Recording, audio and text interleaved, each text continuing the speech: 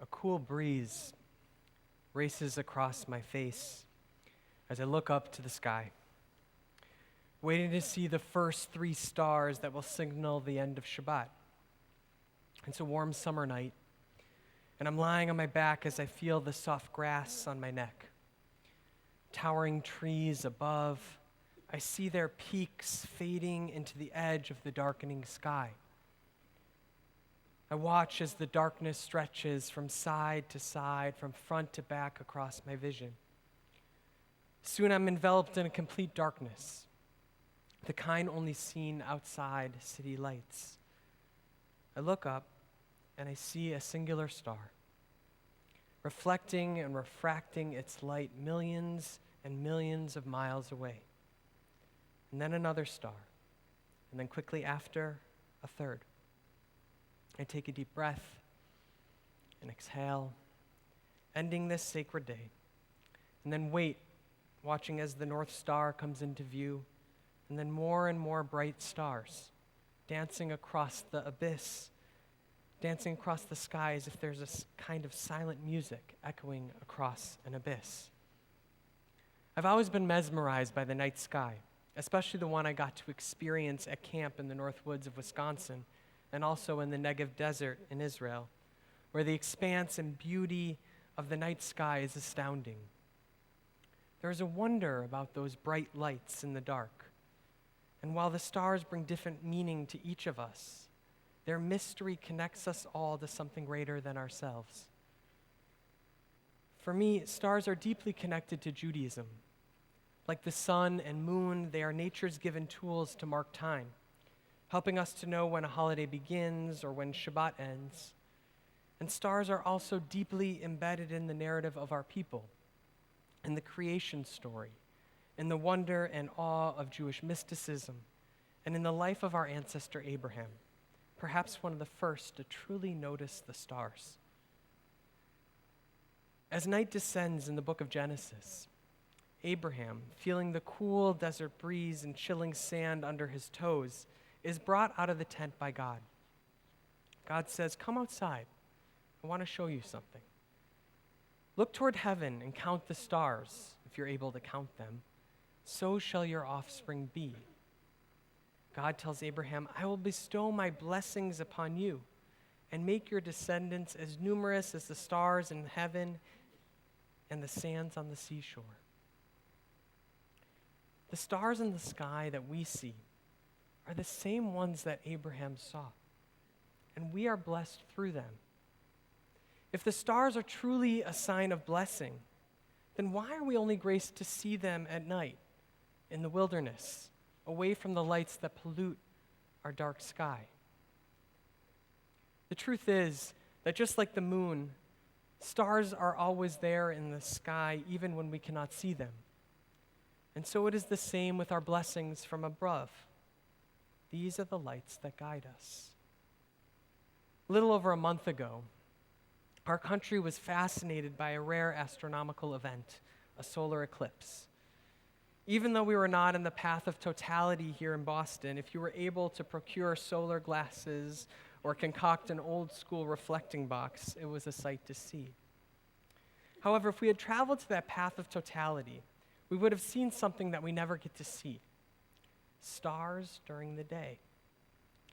What is remarkable about the history of solar eclipses is that without scientific explanation, ancient peoples viewed eclipses as a bad omen, focused only on the loss of the sun, that is, what could not be seen, rather than what was in view.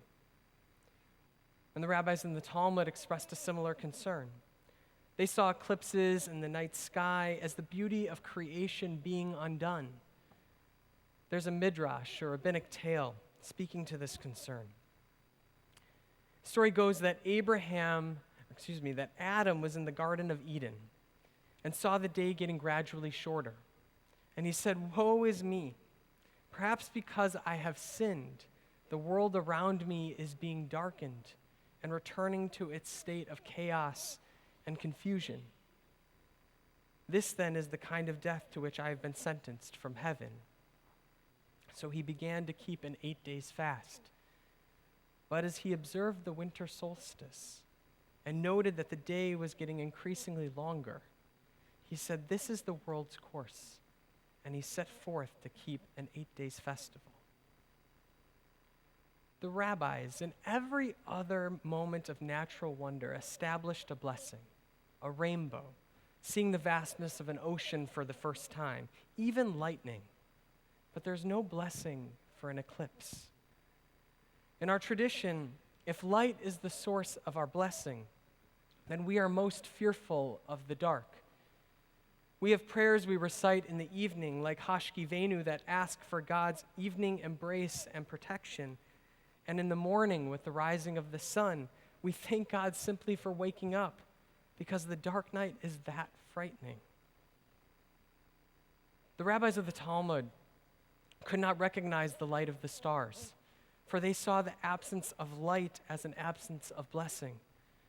They even established a ritual to help guide us from dark into light, or from light into dark. When the light of Shabbat goes out, we have Havdalah, a separation that uses light, a ritual torch to help us, to lead us into a new week with the light of Shabbat. We need those lights to guide our way. What if ancient peoples and the early rabbinic thinkers had focused not on the loss of the sun, but rather on the light of the stars? In moving from darkness, the feeling of the sun's absence, to the feeling of the brightness of the stars, we might just be able to recognize the light and blessings they embody. These are the lights that guide us long after the star itself is gone. Stars have lives much like our own.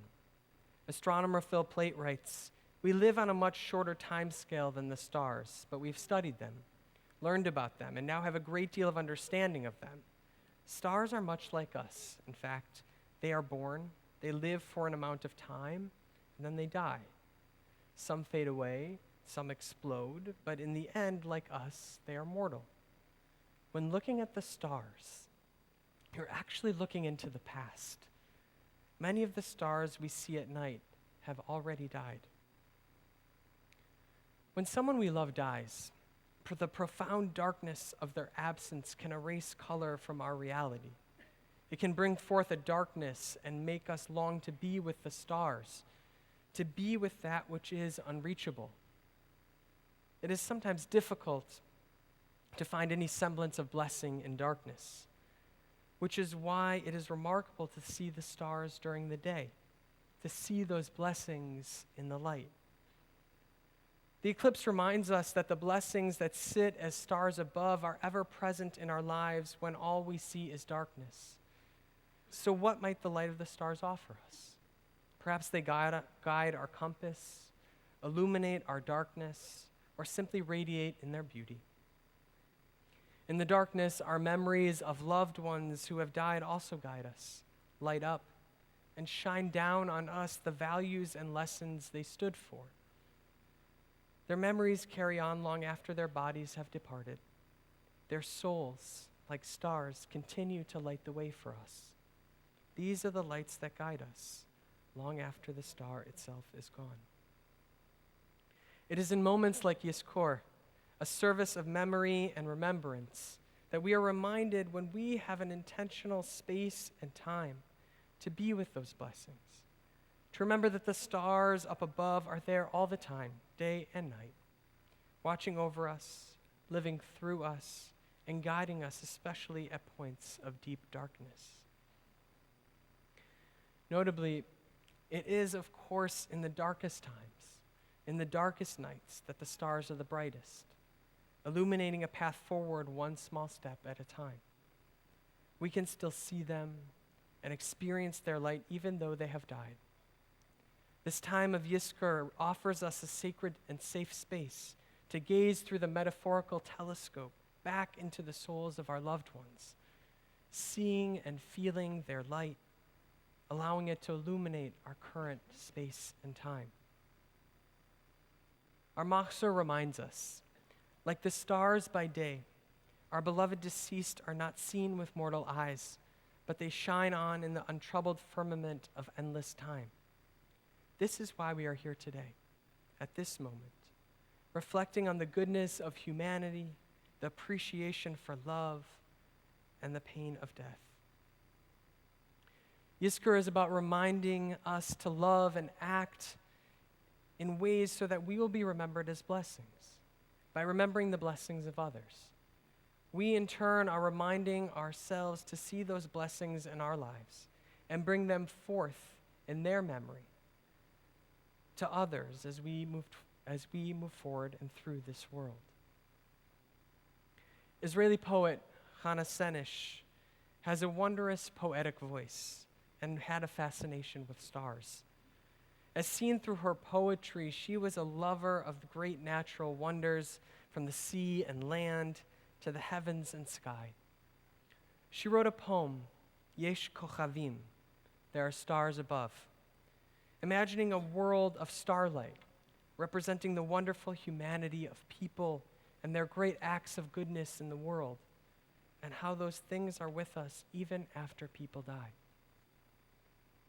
Just as constellations help us navigate through the darkness, so does the memory of our departed serve as a beacon, lighting our path to the future. Yesh kochavim, she'oram magia arza, rak asher hem atzmam avdu ve'enam. There are stars up above, so far away we only see their light, long after the star itself is gone. Yesh anashim sheziv zichram me'ir, ka'asher hem atzmam enam od betochenu. And so it is with the people that we loved. Their memories keep shining ever brightly, though their time with us is done. Orot ele, hamavkikim b'chashchat halil, hem shemarim la'adam et haderech. But the stars that light up the darkest night, these are the lights that guide us. May the memories of our loved ones, our shining lights in the sky, be a blessing. And as we live our days, may these be the ways we remember. Within us, may the memories of our loved ones be inscribed for goodness in the year ahead.